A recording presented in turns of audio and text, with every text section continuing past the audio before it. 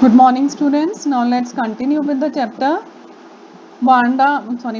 Maddie और Peggy Wanda के घर पे गई, वहाँ पे जाके खूब नॉक किया लेकिन किसी ने नहीं खोला, तो वो समझ गई कि वांडा वहाँ से जा चुकी है। तो पैगी अपने आप को कंसोल करने के लिए, अपनी गिल्ट को कम करने के लिए क्या बोलती है कि मेरा ऐसा कोई मकसद नहीं था उसको परेशान करने का। और दूसरी बात ये भी है कि मैंने उसको ड्रेसेस के बारे में क्वेश्चन पूछे तो उसको अच्छी अच्छी ड्राइंग्स के आइडियाज़ मिले, और अगर मैं नहीं पूछती तो उसको ऐसे आइडियाज़ आते भी नहीं और वो कॉन्टेस्ट जीतती भी नहीं। Maddie turn this idea carefully over in her head, for it if there were anything in it she would not have to sleep so badly, but that night she could not get to sleep. Maddie ने भी ये बात को accept करने की कोशिश करी, लेकिन फिर भी उसके मन में बार बार ये बात आ रही थी कि उन्होंने जो वांडा के साथ किया वो गलत था, इसलिए वो रात को सो भी नहीं पाई। वो बार बार उसको वांडा के ही ख्याल आ रहे थे और बार बार वो 100 ड्रेसेस के ख्याल आ रहे थे जो क्लासरूम में पेस्ट हो रखी थी drawings, and she was feeling very guilty of what all had happened in the school. So what she decided, she was never going to stand by and say nothing again, कि दोबारा कभी अगर पैगी किसी का मजाक बनाती है, कोई भी किसी का मजाक बनाता है, तो वो उसके साथ नहीं खड़ी होगी, और दूसरी बात चुपचाप से नहीं खड़ी होगी, वो उस चीज़ को अपोज करेगी.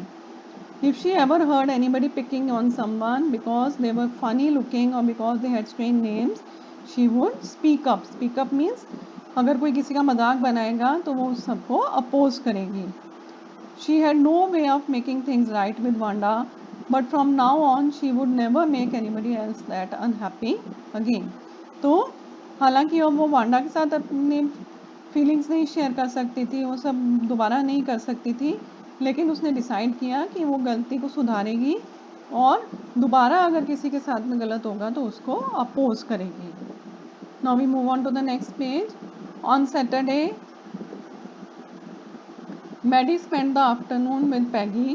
They were writing a letter to Wanda Petronsky. It was just a friendly letter telling about the contest and telling Wanda she had won.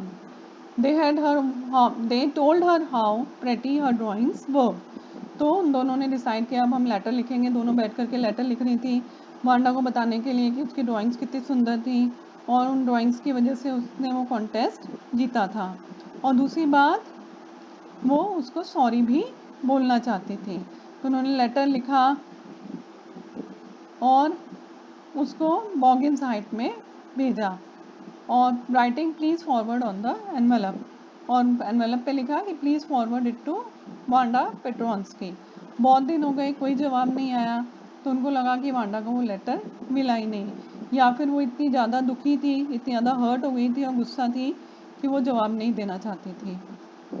और बहुत कई हफ्ते निकल गए और वांडा का फिर भी कोई जवाब नहीं आया. पैगी जो है उस सबको भूलने लग गई, लेकिन मैडी जो है वो उस बात को भूल नहीं पा रही थी. How many dresses have you got, फिर वही क्वेश्चंस बार बार उसके सामने आ रहे थे जो वो वांडा से पूछते थे. Now it was Christmas time and there was snow on the ground.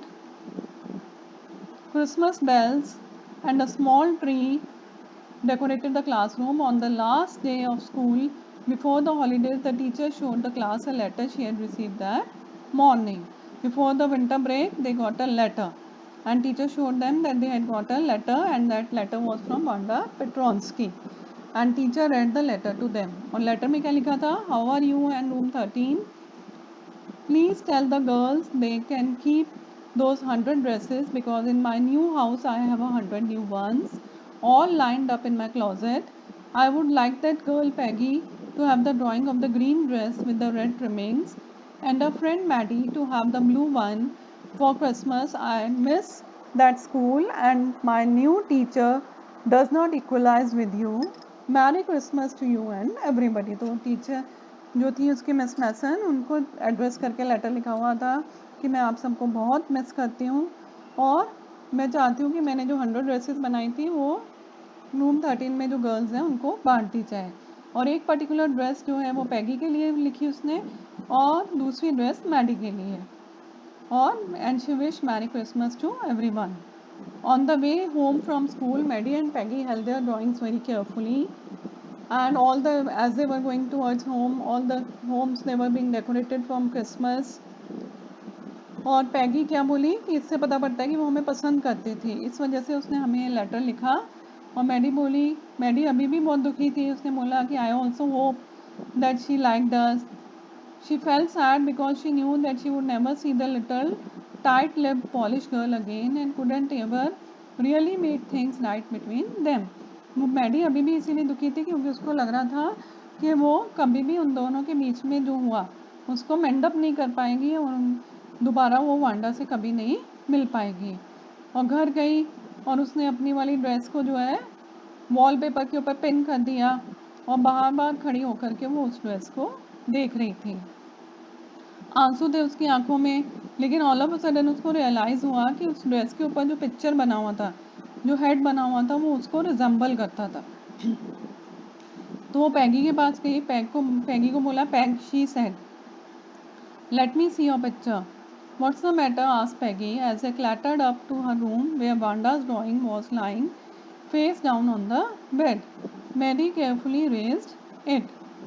तो उसने पैगी की ड्राइंग को भी उठा करके देखा, फिर उसको बोला कि देखो, इन दोनों ड्राइंग्स में वांडा ने हमारी पिक्चर बनाई है। मेरी ड्राइंग में मेरी पिक्चर है और तुम्हारी में तुम्हारी पिक्चर है।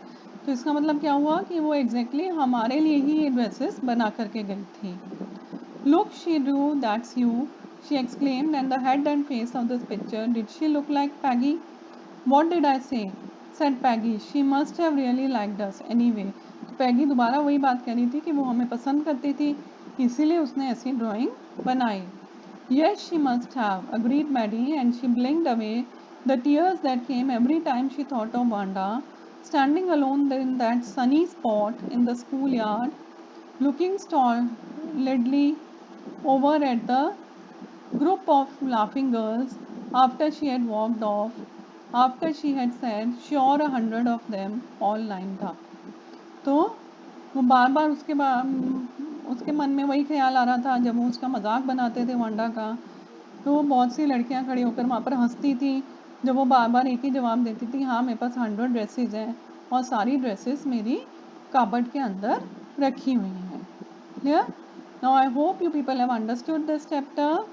Do the questions which are given in the oral comprehension check, and in the thinking about the text part you have to do all the 6 questions which are given. You have to solve them in your notebook.